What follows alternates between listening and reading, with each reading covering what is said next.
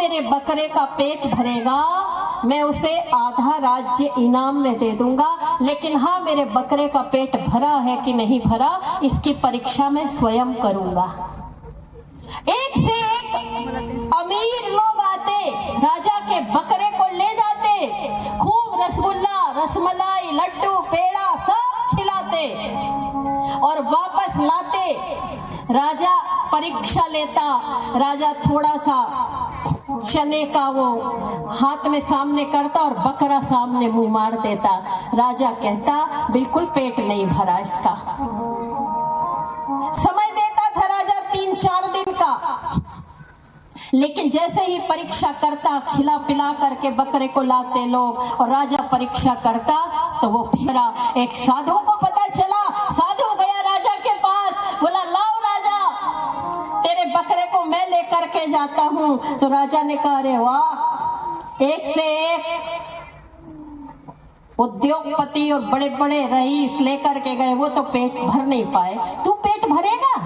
तेरे पास खुद के खाने के लाले पड़े हैं। साधु ने कहा अरे राजा, मैंने सुना है कि तू आधा राज्य देने वाला है, जा तेरा आधा राज्य भी नहीं चाहिए, मुझे लालच नहीं है, मैं आधा राज्य नहीं लूंगा। और हाँ तू सबको 4-4 दिन का समय दे रहा है, मुझे एक ही दिन का समय दे, ला अपने बकरे को मुझे दे दे। राजा ने कहा ठीक है ले जाओ। अब साधु बकरे को लेकर के गया और जैसे ही बकरे के सामने साधु बकरे को लेकर के गया और जैसे ही बकरे के सामने साधु ऐसे चने को रखता, बकरा मुंह मारता खाने के लिए, साधु देता एक डंडा जोर से, बार बार ऐसा करे, वो दिखाए चने को और बकरा चना खाने के लिए करे और एक डंडा पड़े। अब तो बकरा परेशान हो गया।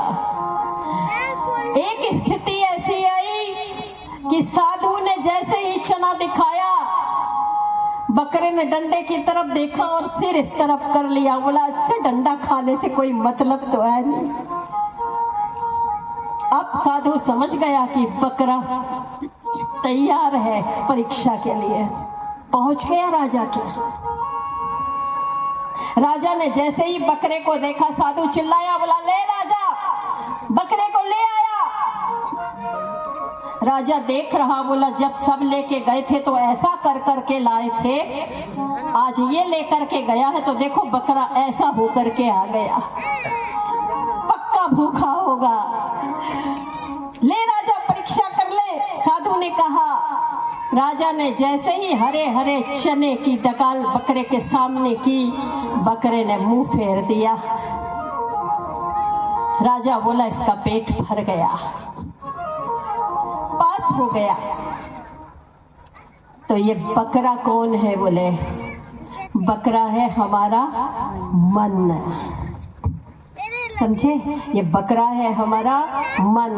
और डंडा क्या है? बोले सत्संग। बकरा क्या है? हमारा मन। और डंडा क्या है? सत्संग। और साधु कौन है? बोला गुरु। तो हमें सत्संग की मार जब तक इस मन को नहीं पड़ेगी, ये कंट्रोल में नहीं होगा, ये काबू में नहीं होगा। तो जहाँ भी सत्संग मिले, जब भी सत्संग मिले, हमें जाना चाहिए।